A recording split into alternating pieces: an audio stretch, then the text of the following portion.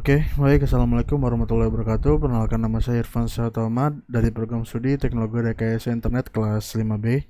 Jadi di sini saya akan membuat video hands-on untuk mengerjakan lab-lab yang ada pada modul 2 pada course Ethical Hacking dari mata kuliah keamanan cyber. Oke, jadi objektifnya di sini yaitu kita akan research penetration testing service provided by security consultant for compliance framework. Oke, jadi part 1 di sini using your favorite search engine, conduct a search for a consulting company that provide compliance and regulation penetration testing. Jadi kita akan mencari konsultasi company yang provide compliance dan regulation penetration testing. Oke, jadi contohnya di sini kita coba Cybree ya, Cybree. Kita coba cek cybree.com. Apakah ada? Oke, penetration testing for application API, cloud, and frameworks. Oke, jadi untuk linknya kita masukkan, websitenya kita masukkan sini. Jadi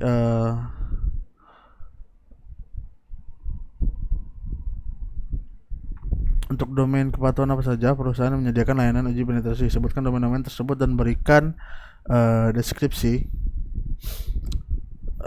singkat tentang fokus masing-masing. Oke, jadi kita coba cek ini. Oke, jadi untuk Cybree sendiri domain kepatuhan yang didukung itu ada SOC 2 ya. Sebentar. Testing results.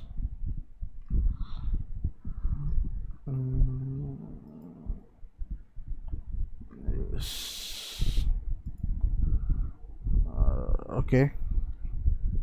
Jadi domain kepatuhan yang didukung pada Cybree ini yaitu ada SOC 2, yaitu menjamin keamanan, kemudian ketersediaan, kerahasiaan, dan integritas pemrosesan. Di sini apakah ada SOC 2? Tidak ada. Oke, selanjutnya untuk Cybree sendiri domain kepatuhan yang didukung yang kedua itu ada PCI DSS.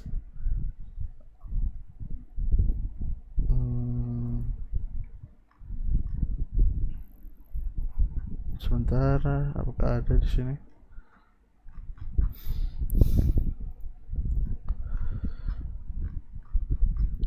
Tidak ada. Jadi PCI DSS itu standar keamanan untuk perusahaan yang memproses pembayaran kartu kredit. Kemudian domain kepatuhan yang didukung yang ketiga ada HIPAA atau HIPAA, itu untuk regulasi untuk perlindungan data kesehatan Amerika Serikat. Jadi regulasi ini atau undang-undang melindungi informasi mengenai kesehatan, layanan kesehatan, dan pembayaran seseorang untuk layanan kesehatan mereka. Jadi kemudian ada sumber pengetahuan mengenai kerangka kepatuhan yang tersedia di web perusahaan. Untuk Cybree sendiri itu ada artikel, blog, dan halaman news and research yang memberikan wawasan tentang compliance dan penetration testing. Jadi ada artikel, blog, dan news and research. Oke. Kemudian siapa saja pelanggan utama dari perusahaan tersebut. Oke, jadi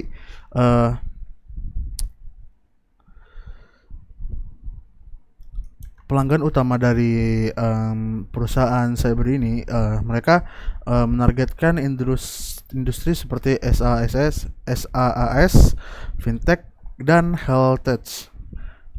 Health tech. Health tech. Oke.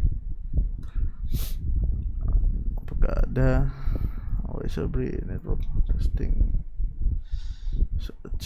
SC2 HIPAA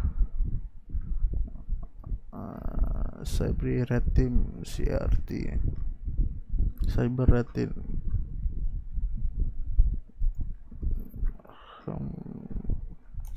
Oke, lanjut. Sebentar, apa nih?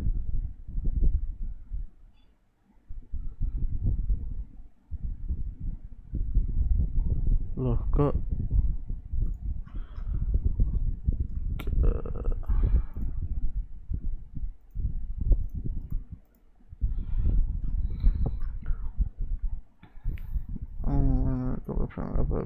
website what major customer. Oke, jadi lanjut. Jadi what award or recognition has the company received? Jadi penghargaan yang didapatkan dari Cyber ini bisa akan kita cek di sini apakah ada penghargaan. Our platform blue box. What have they says? Pengen app. Oh, jadi ini customer ya. Ada dari My Postcard, kemudian ada Pengen app, kemudian Into Scare, Sere, kemudian Barracks McGarry, kemudian Selera dan healthcare.com. Apakah di sini ada penghargaan yang mereka dapatkan? Coba about us. Sebenarnya misalnya sebenarnya kita happy protection leading company who is service we work with. Also with the stack several penetration meet the management team. Network protection testing trusted.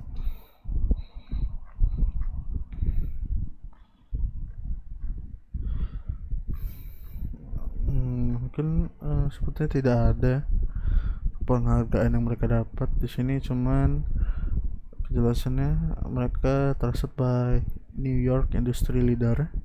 Jadi Sabri ini dipercaya oleh beberapa industri, itu dari My Postcard, Chan Enterprise, Elping, Tristar, Healthcare, Silera, dan Sere.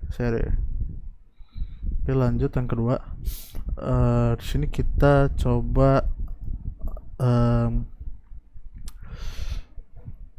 menelusuri perusahaan penetration testing itu qualfire.com.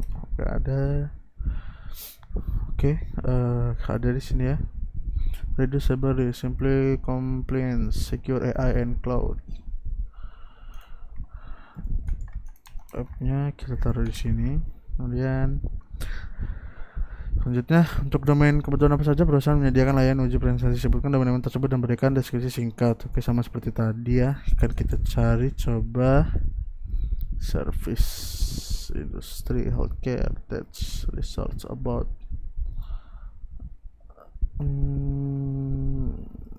the call story the respected the shape code the number search and development iOS 11 jailbreak. If you don't have this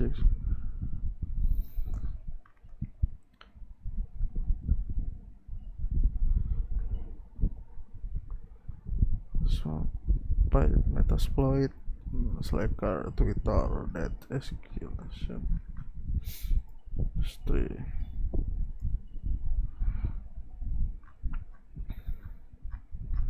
Something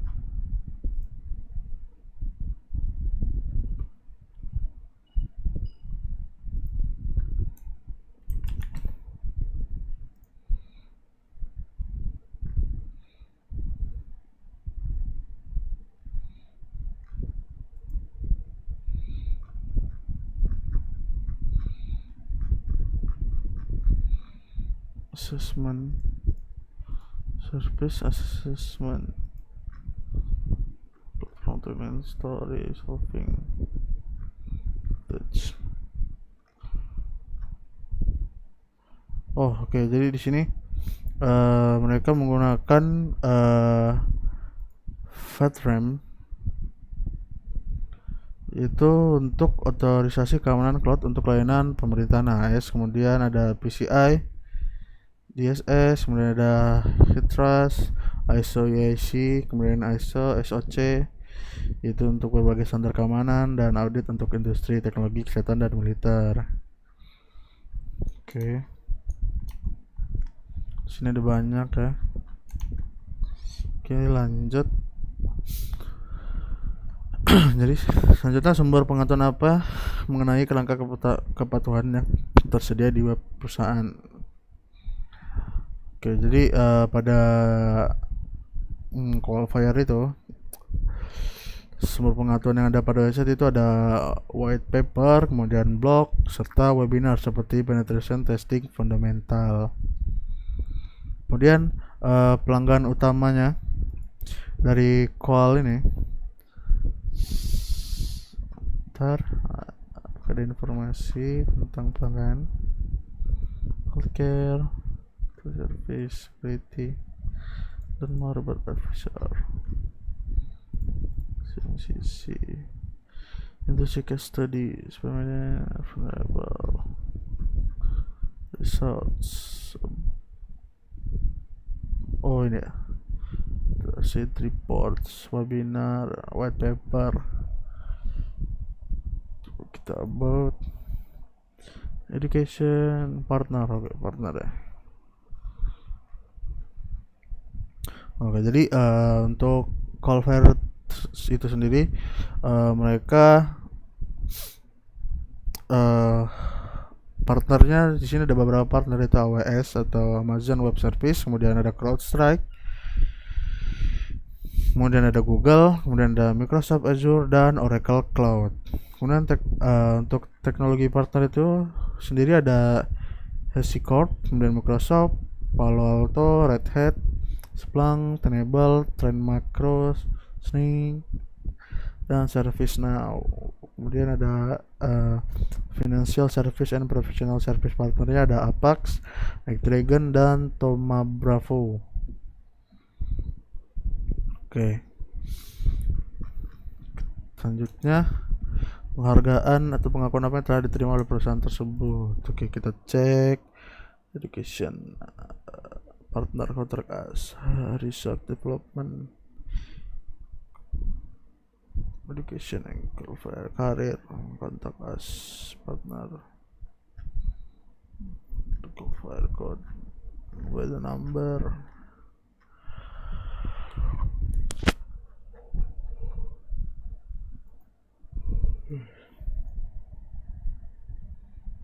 Service leadership, contact us, career,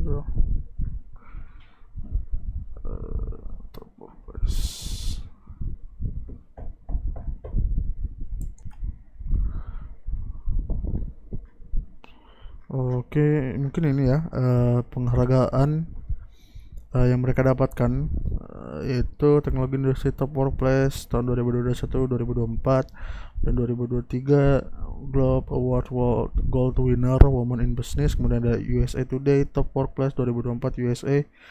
Kemudian ada US Department of Labor Hire Vets 2023 Gold Award. Kemudian ada Top Workplace 2022 sampai 2024 Compensation and Benefit.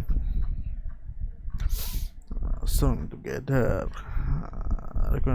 Top Workplace since 2018, Top 10 Women in Cyber Security, Cyber Defense Magazine. Oke, mungkin ini ya beberapa penghargaan yang didapatkan oleh perusahaan itu. Sini ada 13 Fashion The Defender Post. Oke, lanjut. Oke, untuk perusahaan yang konsultatif penguji yang ketiga, Saya akan coba untuk mencari netspi.com.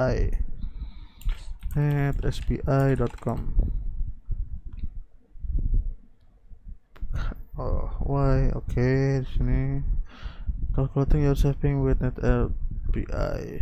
Oke, ini kita copy dulu. Oke.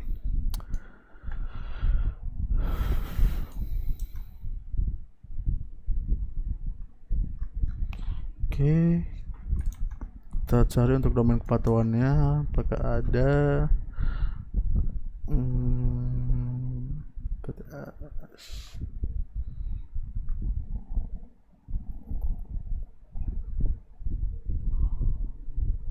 Net RPA platform.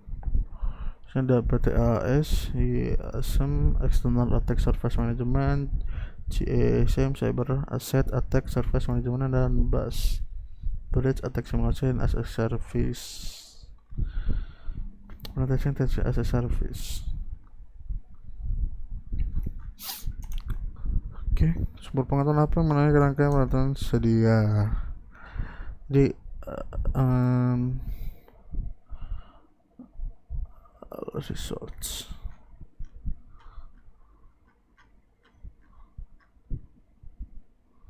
Blogs. Customer success solution. Jadi untuk sumber pengetahuan di website ini itu ada blog, press release, kemudian laporan keamanan, dan publikasi hasil riset.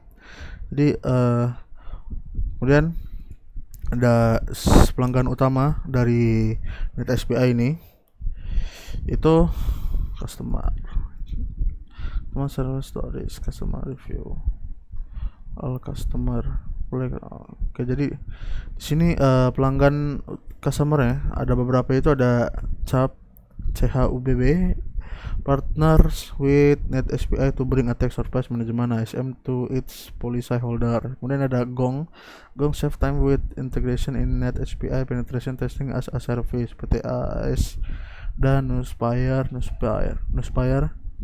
to partner with NetSPI to safeguard customer trust.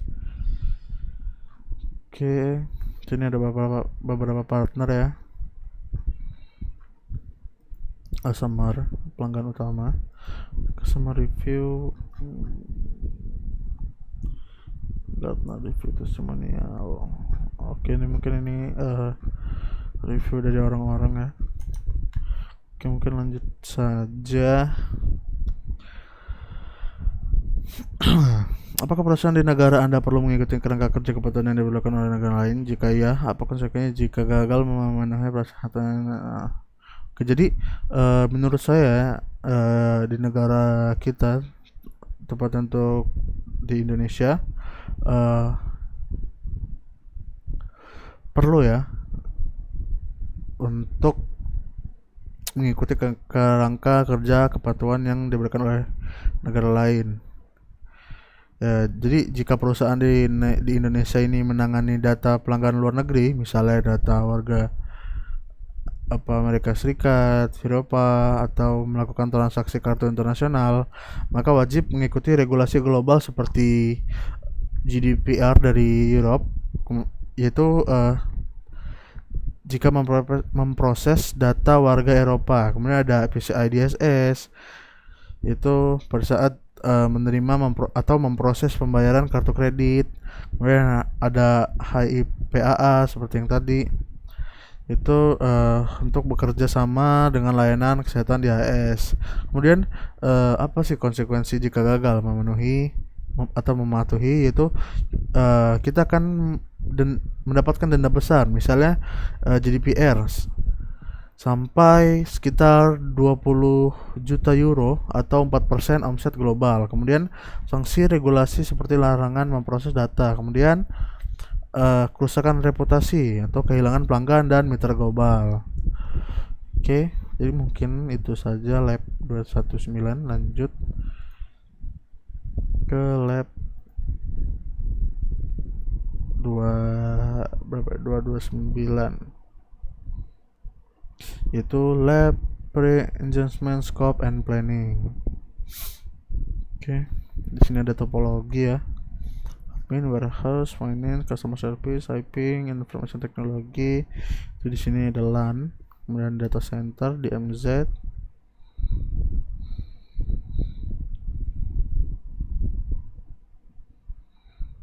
Oke, di sini ada beberapa addressing table-nya.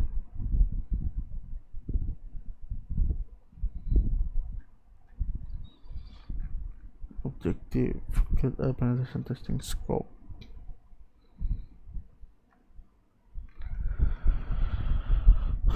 Oke, jadi kita lanjut ke scope worksheet.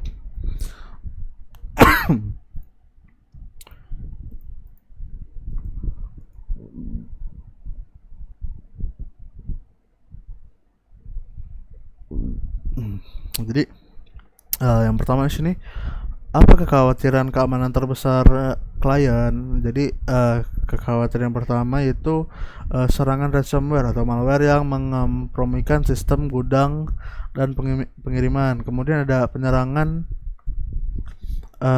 meningkatkan hak akses dari account end user menjadi administrasi atau server. Kemudian akses tidak sah ke basis data produksi SQL atau sistem inventory.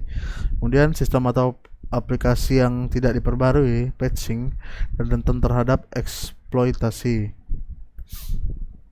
Oke, selanjutnya mungkin kekhawatirannya itu gangguan pada operasi bisnis kritis seperti gudang dan pengiriman. Oke, selanjutnya kedua, cluster server, rentang alamat jaringan atau aplikasi spesifik yang harus diuji. Oke, jadi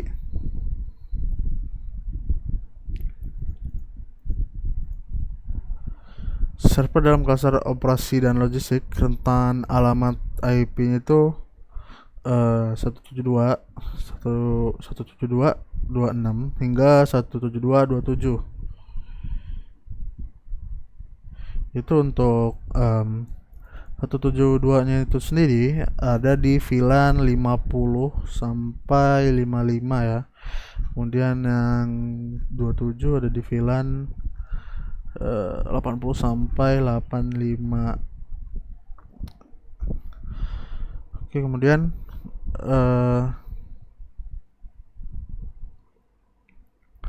rentan alamat jaringan aplikasi Microsoft SQL Server.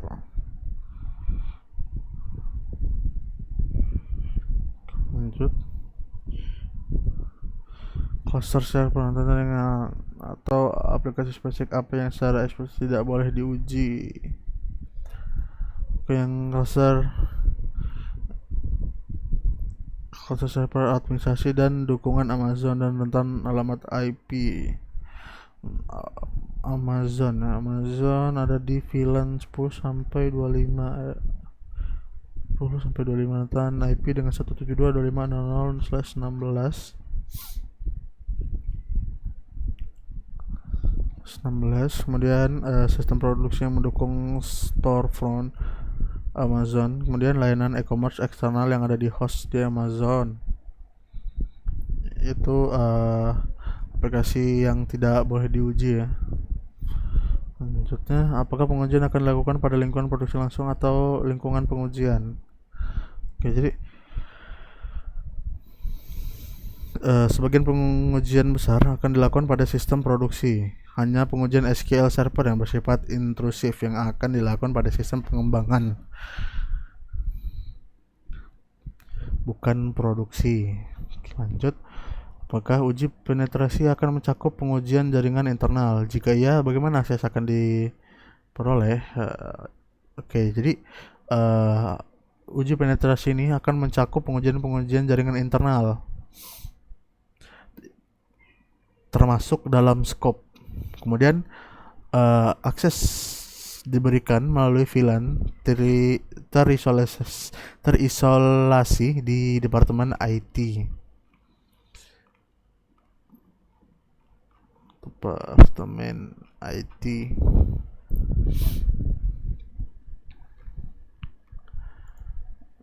Terisolasi pada jaringan internal ya.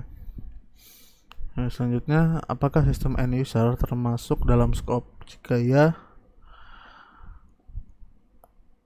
Jika ya, bagaimana klien-klien tersebut akan dimanfaatkan. Ya, jadi sistem klien atau pengguna akhir ini termasuk dalam scope ya. Eh, karena mereka ini termasuk sistem end user, staf gudang dan operasional. Jika terbatas, jika jumlah terbatas sesuai daftar akun email yang diberikan IT.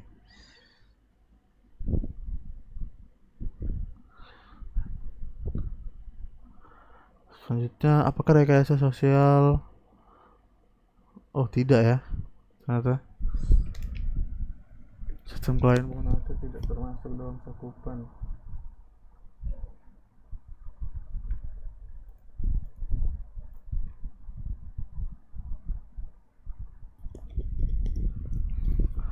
Oke, selanjutnya, apakah social engineering diperbolehkan?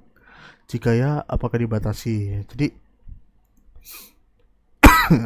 social engineering ini diperbolehkan ya, tapi terbatas pada daftar alamat email tertentu. Kemudian apakah DOS dan serangan disruptif lainnya diperbolehkan? Jika ya, ada batasan kapan pengujian disruptif dapat dilakukan ya. Untuk serangan DOS atau serangan yang mengganggu dapat dicoba selama saat waktu terjadwal, selama jendela pemeliharaan normal.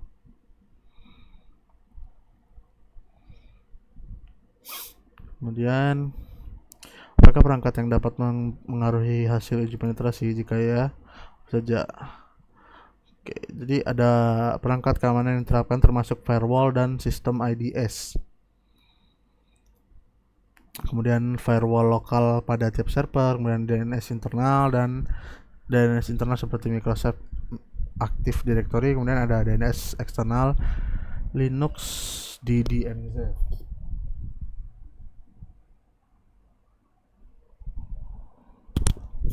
Oke, selanjutnya, apakah pengujian akses nirkabel merupakan bagian dari keterlibatan ini? Jawabannya tidak. Akses nirkabel berada di luar cakupan, sehingga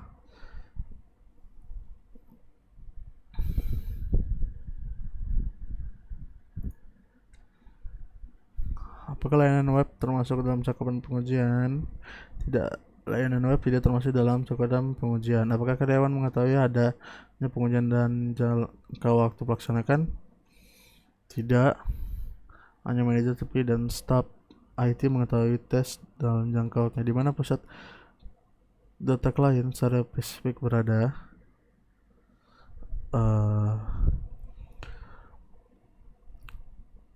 Pusat data klien secara fisik berada di Houston. Berlaku di Houston.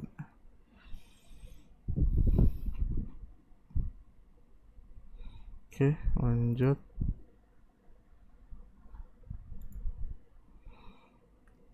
Oke, ada topologi lagi ya.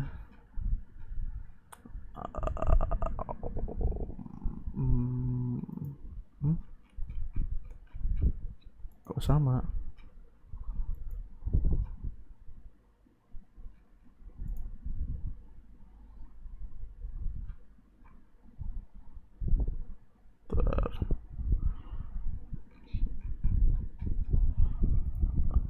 Oh, beda ya.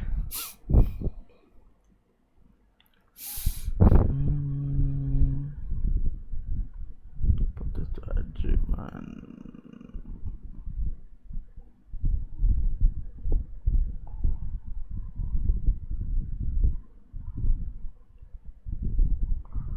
Scope of work.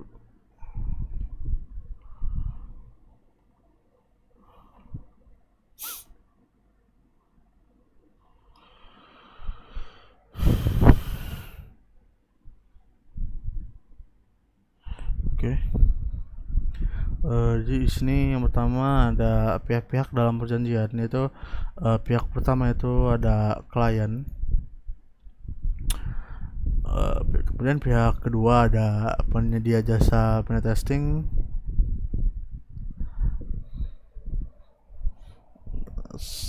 Bagian tersebut harus menyatakan dengan jelas alamat, informasi kontak perusahaan klien dan perusahaan pengujian penetrasi. Kemudian ada ruang lingkup pekerjaan.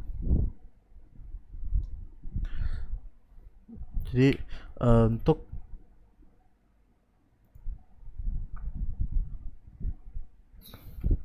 jadi ada dua, yaitu yang pertama ada kewajiban pihak kedua atau pentester adalah yaitu melakukan pengujian keamanan pada sistem yang disepakati dalam skop, misalnya jaringan internal, server operasi, dan logistik, sistem SQL development, serta simulasi serangan sosial terbatas. Kemudian kewajibannya menyusun laporan hasil pengujian yang berisi temuan kerentanan analisis risiko dan rekomendasi perbaikan. Kemudian menjaga kerahasiaan seluruh data yang diperoleh selama pengujian.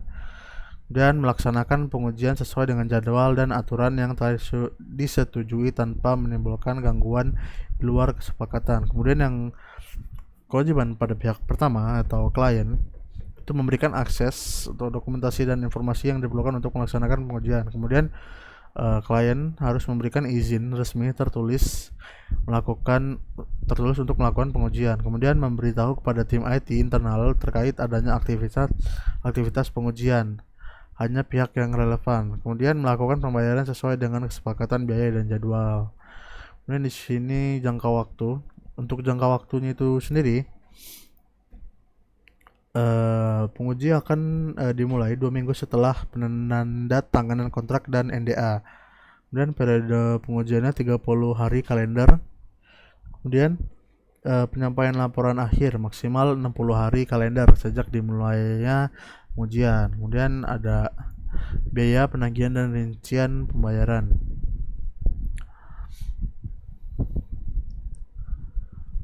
Pembayaran dilakukan dalam 2 tahap, yaitu 50% dibayarkan di muka setelah kontrak, kemudian setelah kontrak ditandatangani, kemudian 50% sisanya dibayarkan setelah laporan akhir diterima oleh klien.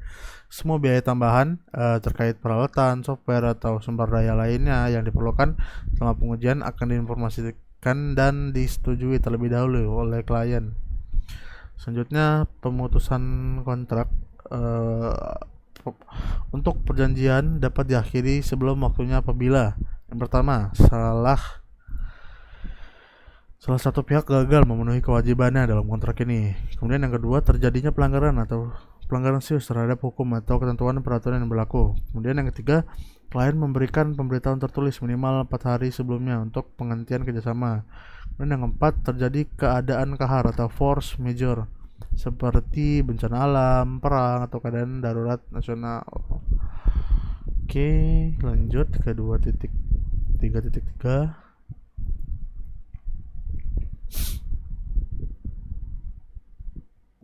Itu di sini lab personal code of conduct.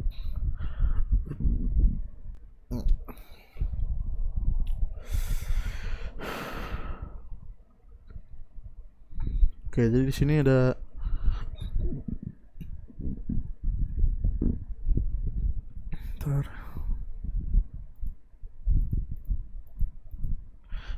Oke, jadi di sini ada utilitarian etik.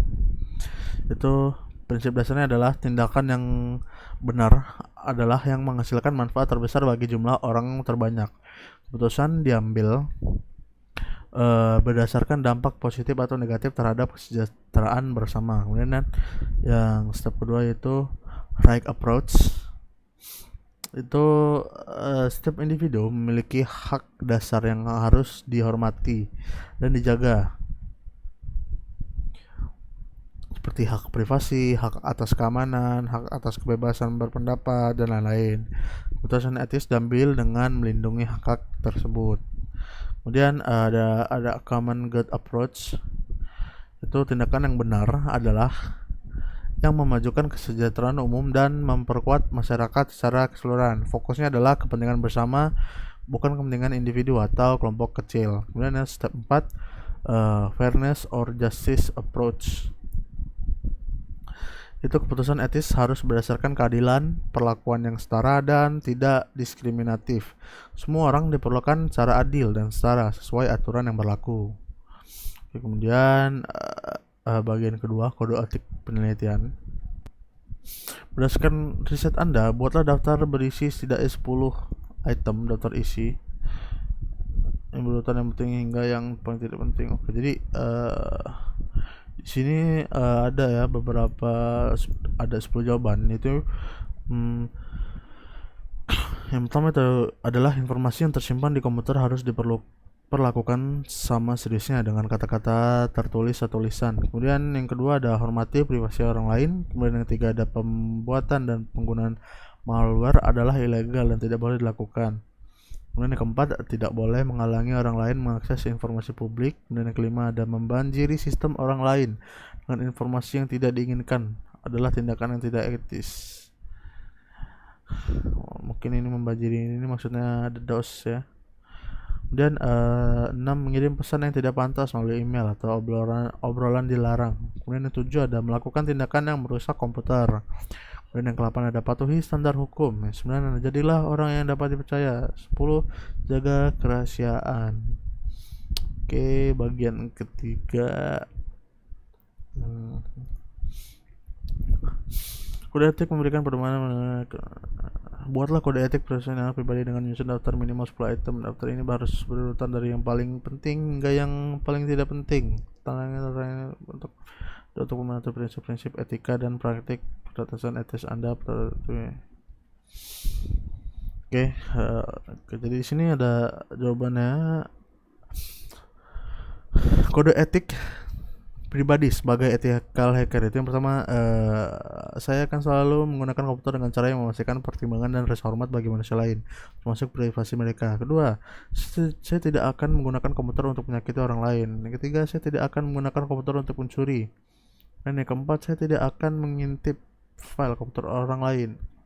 Dan yang kelima, saya tidak akan menggunakan komputer untuk berbohong atau memutarbalikkan kebenaran. 6, saya tidak akan menggunakan sumber daya komputer orang lain tanpa otorisasi dan kompensasi yang tepat. Kemudian yang 7, saya tidak akan mengganggu pekerjaan komputer orang lain. Dan yang ke-8, saya tidak akan menyalin atau menggunakan perangkat lunak berpemilik yang yang belum Anda bayar tanpa izin. Ini 9, saya tidak akan mengambil hasil intelektual orang lain. Kemudian yang 10, saya akan memikirkan konsekuensi sosial dari skrip yang saya tulis atau sistem yang Anda rancang. Oke, selanjutnya, apakah Anda mengetahui adanya insiden kasus di mana sebuah perusahaan dituduh bertindak tidak etis? Jika tidak, carilah contoh di internet. Jelaskan. Oke. Jadi ada ya contoh kasus, yaitu Equifax Bridge tahun 2027, yaitu perusahaan yang dituduh bertindak tidak etis karena mengetahui adanya kerentanan pada sistem web mereka, tapi tidak segera memperbaikinya. Jadi akibatnya data pribadi mereka lebih dari 140 juta orang bocor. Kemudian Equifax juga dituduh terlambat memberi tahu publik dan pengguna sehingga menimbulkan kerugian besar. Kemudian berdasarkan dari daftar kode etik Anda, item apa yang paling menantang dalam daftar ini? Jadi poin yang paling menantang itu adalah menjaga kerahasiaan data klien sepenuhnya. Mengapa hal ini sulit? Karena data yang diuji sangat sensitif dan bernilai tinggi. Kemudian godaan untuk menyimpan atau menggunakan data tersebut bisa besar. Kemudian perlunya kontrol diri yang kuat serta sistem keamanan internal yang ketat untuk memastikan data tidak bocor atau disalahgunakan. Oke. Mungkin itu saja video untuk modul kedua dari mata kuliah keamanan cyber. Apabila saya ada salah kata, saya mohon maaf. Wabillahi taufiq wal hidayah. Wassalamualaikum warahmatullahi wabarakatuh.